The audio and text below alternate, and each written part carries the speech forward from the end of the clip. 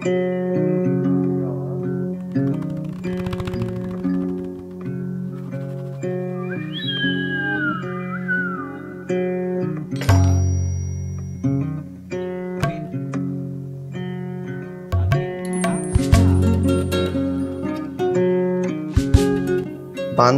পাহাড়গুলো সারি সারি সবুজে মোড়া।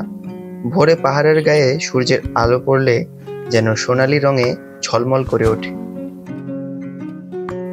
প্রকৃতির অপরূপ সৌন্দর্যে ভরপুর এই বান্দরবান।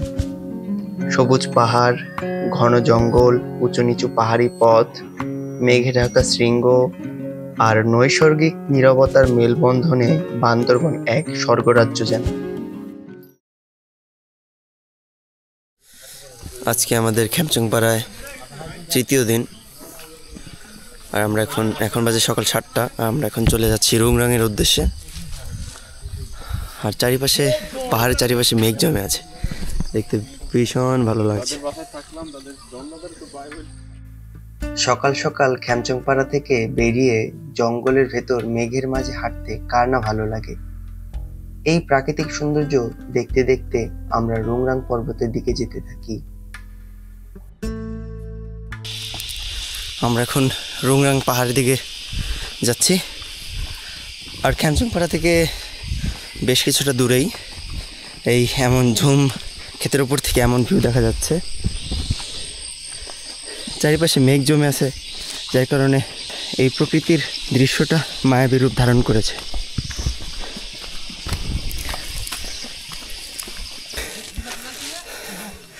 আমরা রুংরাং পর্বতের খুব কাছাকাছি চলে আসছি। আমরা এখন মেনিয়াং পাড়ার দিকে যাচ্ছি। রুংরাং থেকে আমরা নেমে আসছি। এখন কিছুটা দূর গেলে আমরা মেনিয়াং পাড়ায় চলে যাব। মেনিয়াং পাড়ার খুব কাছাকাছি চলে আসছি, আর এখানে কিছুক্ষণ রেস্ট করব।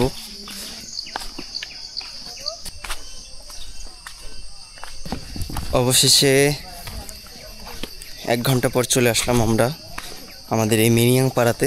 পরবর্তী গন্তব্য হচ্ছে আমাদের দোসরি বাজার। আকাশে মেঘ ভেসে বেড়াচ্ছে, সবুজ ঘন পাহাড় ও পাহাড়ি মানুষের ঝুমক্ষেত। মেনিয়াং পাড়া থেকে এমন ভিউ দেখে শরীরে যত ক্লান্তি ছিল সব দূর হয়ে গেছে। বর্তমানে আমরা আছি এখন মেনিয়াং পাড়াতে, আর এখান থেকে কিছুক্ষণ পরে আমাদের যেতে হবে দোসরি বাজারের উদ্দেশ্যে। ভাই, আমরা এরপরে কোথায় যাব? হচ্ছে জগৎচন্দ্র পাড়া হয়ে দোসরি বাজার থেকে বোটে আলীকদম ব্যাক করবো ইনশাআল্লাহ। মেনিয়াং পাড়ায় কিছুক্ষণ বিশ্রাম নেওয়ার পর আমরা আবারও বের হয়ে পড়ি। উঁচু নিচু পাহাড়ি পথ, ছোট বড় পাহাড়ি ঝিরি ও ঘন জঙ্গলের সৌন্দর্য দেখতে দেখতে সামনের দিকে যেতে থাকি।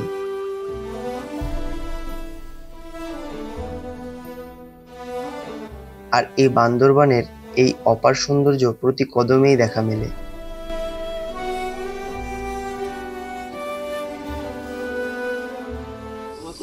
কত সুন্দর ভিউ!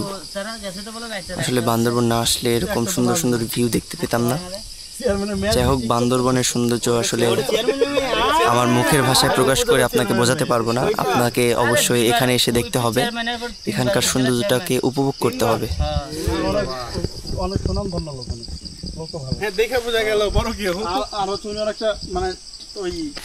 এখন আমরা দোসরি বাজারের দিকে যাচ্ছি। ঝুম ক্ষেতের পাশ দিয়ে হাঁটছি, অনেক ভালো লাগছে।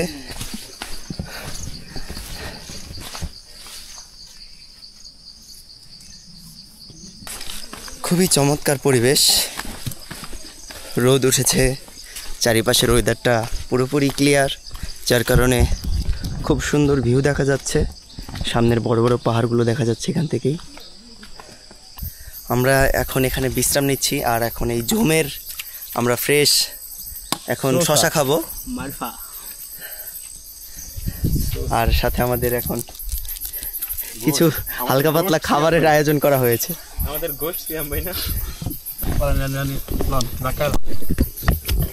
খাচ্ছি আমরা ঝুমের শশা। তবে আমাদের দেশি শশার মতো ওরকম স্বাদ না, যে স্বাদটা অনেকটা মিষ্টি কুমড়ার মতো। এটা পাইছি তো বেশি ভাই। দীর্ঘ কিছু সময় আমরা রেস্ট করার পর এখন আবার পাড়ার দিকে যাচ্ছি, দুসরি বাজারের দিকে। কিছু দূর আসতে না আসতেই আরেকটা পাড়াতে চলে আসলাম। এই পাড়ার নাম হচ্ছে চাকমা পাড়া।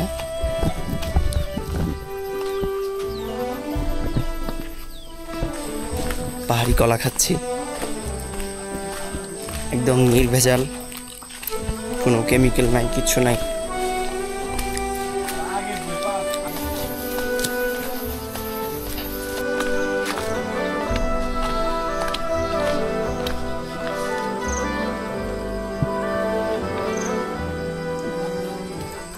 আমরা এখন মেনিয়াংপাড়া থেকে নিচের দিকে যাচ্ছি।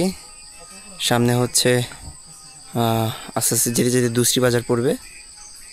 আর এখান থেকেই পেছনের যেই রুংরাং পাহাড়টা আছে সেই পাহাড়টা দেখা যাচ্ছে এবং চূড়াও দেখা যাচ্ছে। অবশেষে 2 ঘন্টা ট্রেকিং করার পর আমরা আরেকটা পাড়াতে আসলাম এবং এখানে আমরা কিছুক্ষণ ফ্রেশ হব। তারপরে আমরা এই নদী ধরেই বোটের মাধ্যমে চলে যাব আলীকদম।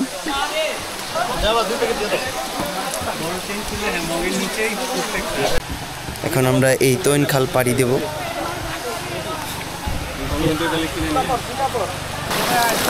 এখন নদীতে পানি কম থাকায় স্রোত একটু কম তুলনামূলকভাবে। আবার পাহাড়ি বৃষ্টি হলে, ঝড় হলে তখন আবার এই তৈন খালের অবস্থা খুবই ভয়াবহ হয়ে যায়।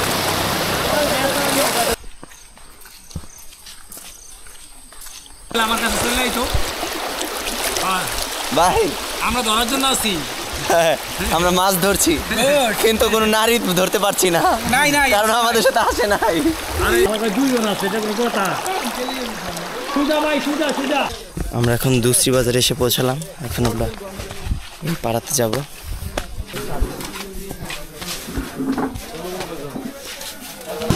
এখন আমরা দুসরি বাজার থেকে আলীকদমের দিকে যাচ্ছি এই বোটে করে।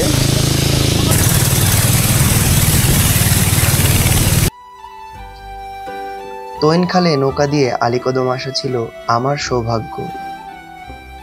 তৈন খালের 2 দিকে পাহাড় ও এর চারিপাশে প্রাকৃতিক সৌন্দর্য দেখতে দেখতে আমরা চলে আসি আলীকদম।